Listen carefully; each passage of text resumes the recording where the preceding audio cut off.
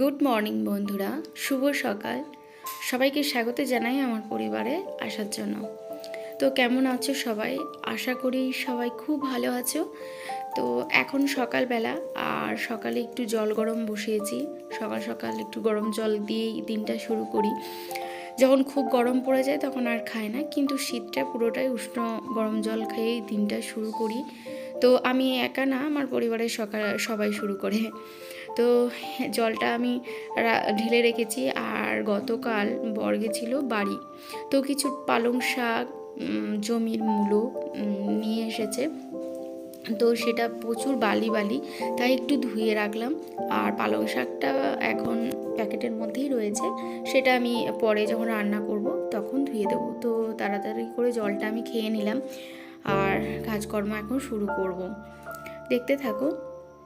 আর এদিকে বেশ অনেকক্ষণ পরেই দেখো আমি দুধটা বসিয়ে দিয়েছিলাম, দুধটা উতলে পড়ছিল তাই একটু ডেবে দিলাম।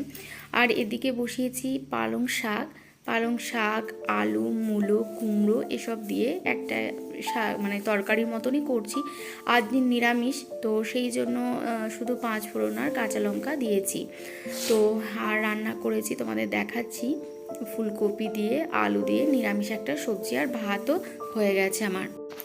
এখন 11:15 মতন বাজে। তো বিছানাটা পড়েছিল, বিছানাটা তোলা হয়নি। আসলে বর ঘুমোচ্ছিল বলে না, ওকে আর মানে ডাকিনি আমি। তো এখন বিছানাটা তুলে নেব। আর তুলতে হয়তো পারবো না, এই ব্ল্যাঙ্কেটে এভাবে বিছানার মধ্যে পড়ে রয়েছে, দেখতে ভালো লাগছে না।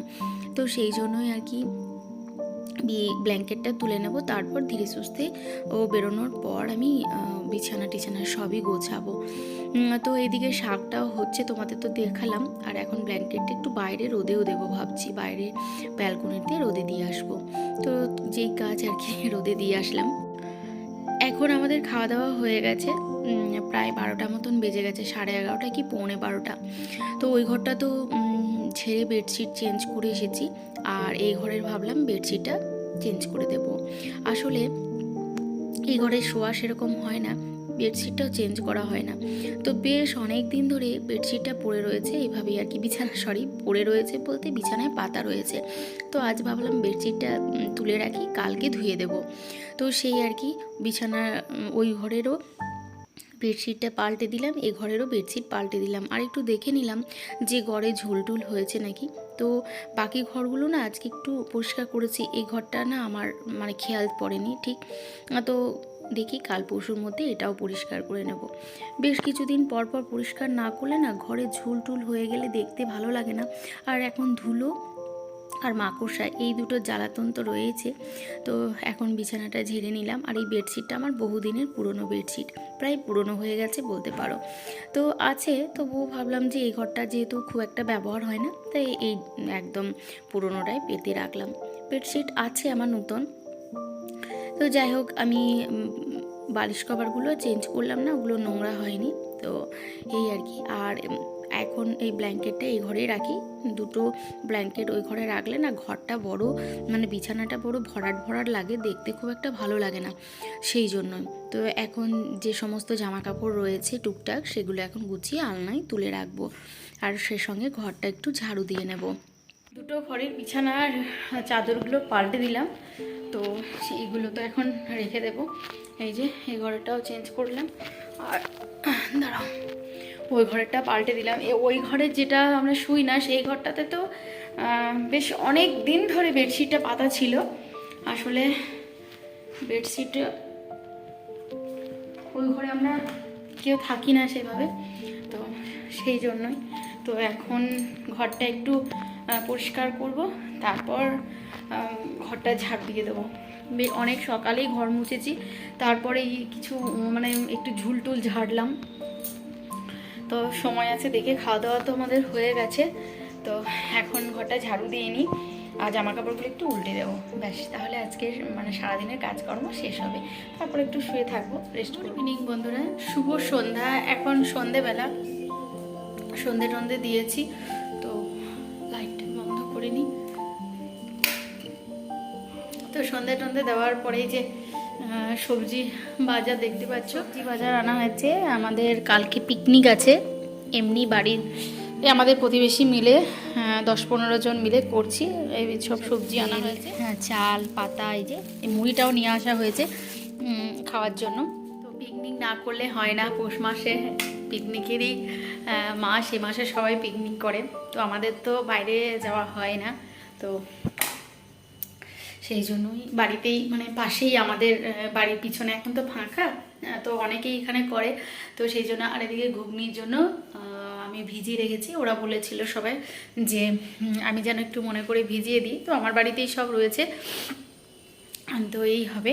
আর এখন সন্ধে টন্ধে দিয়ে কিছু জিনিসপত্র বের করে রাখবো, যদি কোনো জিনিসের প্রয়োজন হয় বাসন কোসনে, সেই জন্য। আর দীপকে পড়াতে আসবে ওর স্যার, আমি তখনই চা করব, চা খাওয়া, এখনও চা খাওয়া হয়নি। তো চলো, দীপকেও টিউশন টিচার পড়াতে চলে এসেছে, তাই ভাবলাম আমি বসে থেকে কি করব, আটাটা মেখে রাখি, রাত্রে আমাদের রুটি হবে। তো একটু গল্প করি তোমাদের সঙ্গে। আমার এই এত বছরের জীবনে, সংসার জীবনে বলতে পারো বা বিয়ের আগেও, আমার এই নিয়ে দুবার পিকনিক করা হচ্ছে। তো বিয়ের আগে একবার হয়েছিল আমাদের, বিয়ের আগে করেছিলাম আমি বাইরে, তখন আমার টিউশন টিচারের সঙ্গে গেছিলাম, না আরও একবার আমাদের বান্ধবীগুলো মিলে মাঠের মধ্যে করেছিলাম। তো এই আর কি, আমরা মাঠে, আমাদের তো বাইরে তখন এতটাও, মানে আমাদের বাড়ির পরিবেশগুলো এমনই ছিল যে আমাদের না বাইরে কোথাও যেতে দেওয়া হতো না, একা বিশেষ করে। তখন গেছিলাম, স্যার নিয়ে গেছিলো দায়িত্ব করে, সেই জন্য, তাও সাইকেলে করে। আর বাকি আমরা গ্রামে করেছি, আমার বান্ধবীরা মিলে, গ্রামের বান্ধবী যারা ছিল তাদের সঙ্গে। এমনি বাইরে আমাদের কোথাও সেভাবে আমাদের এতটাও, মানে বাড়িতে ছাড় দিত না এখানে ওখানে যাওয়ার জন্য, তখন এমনই ছিল। কিন্তু এখন একদম সেটা চেঞ্জ হয়ে গেছে, সবারই দেখছি এখন সবাই ঠিকঠাক যেতে পারে, মানে এখানে ওখানে স্যারদের সঙ্গেও যায়। তো তখন সেরকম মানে ছিল না আর কি, বাইরে একা কোথাও যেতে দেওয়াই হতো না, আমার বলে নয়, আমার মতন যারা বাড়িতে, আমার বান্ধবীদের সবার। তো এই বিয়ের পরে এখন মানে একবার করছি।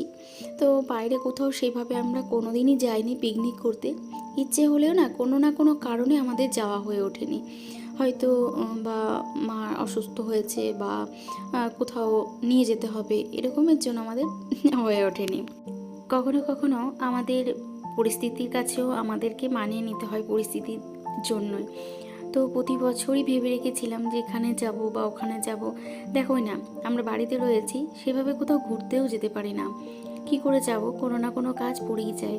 আর যেহেতু বর বাড়িতে থাকতো না, তো ও আসলে না একটু বাড়ির আদার্স কাজগুলো পড়ে গেলে তখন আমরা আর কোথাও যেতে পারতাম না।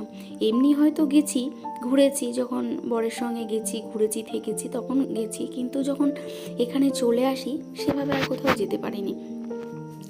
বাড়িতে যে একজন ছেলে মানুষ না থাকলে যা হয় আর কি, বাড়ির সমস্ত কাজ তোকেই দেখতে হয়, তো সমস্ত কাজের জন্যই আর কি আমাদের আর সেভাবে ঘোরা হয়নি।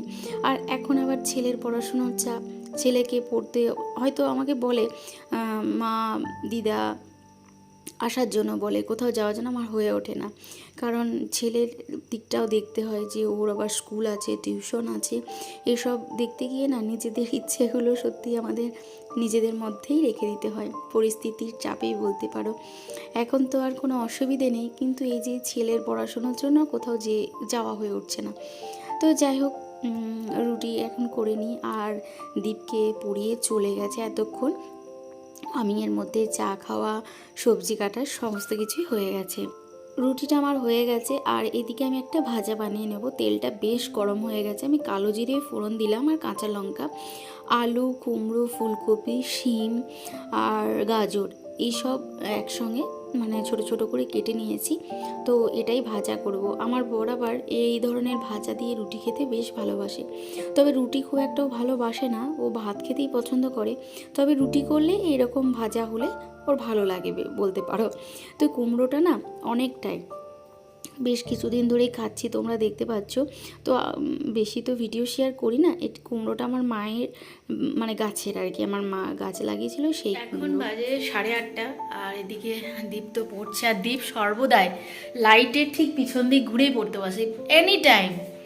দীপ যেদিকে লাইট তার ঠিক অপোজিট সাইডে পড়তে বসে, ওর এটা হ্যাবিট বলতে পারো, প্রত্যেক দিন বলে বলেও ওই পিছন দিক দিয়ে বসবে, লাইটটা আমার এইদিকে।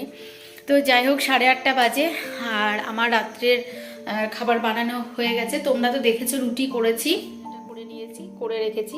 শুধু কালো জিরে কাঁচা লঙ্কা দিয়েছি আর মটরটা তো ভিজছে। হ্যাঁ, আর এই যে রুটি হয়ে গেছে। বাসন যেগুলো ছিল সেগুলো ধুয়ে দিয়েছি আর এই বোতল দুটো জল ভরলাম। বোতল দুটো এখন বাইরে গিয়ে রাখবো। এখন তো একটু বসবো, পড়ছে, তো দেখবো এটাই। তো চলো আবার পরে আসছি। এখন বর বাড়ি চলে এসেছে ডিউটি থেকে, তো 9:30 মতন বেজে গেছে, ও একটু আগেই এসেছে। তো এখন বললো যে আমায় খেতে দিয়ে দাও, সবাই মিলেই আমরা খেয়ে নেবো, খেতে দিয়ে দাও। তো ভাবলাম যে তাহলে সবার খাবারটাই এখন বেড়ে নিই। তো এদিকে দুধটা একটু গরম করে নিলাম, আর ঠান্ডার সময় না ঠান্ডা দুধ তো খেতে ভালো লাগে না, তাই দুধটা আর কি একটু গরম করে নিলাম। এখন বাটিতে ওটা আগে দিয়ে দিচ্ছি। তো এদিকে দেখো ভাজাটা দিয়ে দিয়েছি, রুটি। আর ও না এই মেলা, ওর ওখানেও আবার মেলা বসেছে, আমাদের সিউড়িতে তো মেলা বসেইছে, আবার ওর ওখানেও মেলা বসেছে আজ থেকে। তাই বলছে, আসার পথে দেখলাম গরম গরম জিলিপি ভাজছে, তাই নিয়ে নিলাম। তো এই আর কি। তো এবারে পৌষ মেলায় যাবারও কথা ছিল শান্তিনিকেতনে, সেটাও আর হয়ে উঠলো না, যেহেতু আমাদের সিউড়িতে মেলা বসেছে, তারপর ওখানেও বসেছে, সেই কারণে। তো চলো বন্ধুরা, আজকের ব্লগটা আমি এখানেই শেষ করছি। সবাই খুব ভালো থেকো, সুস্থ থেকো। আবার নতুন একটা ব্লগ নিয়ে খুব শীঘ্রই আসছি। ততক্ষণ সবাই ভালো থেকো। Tata, good night.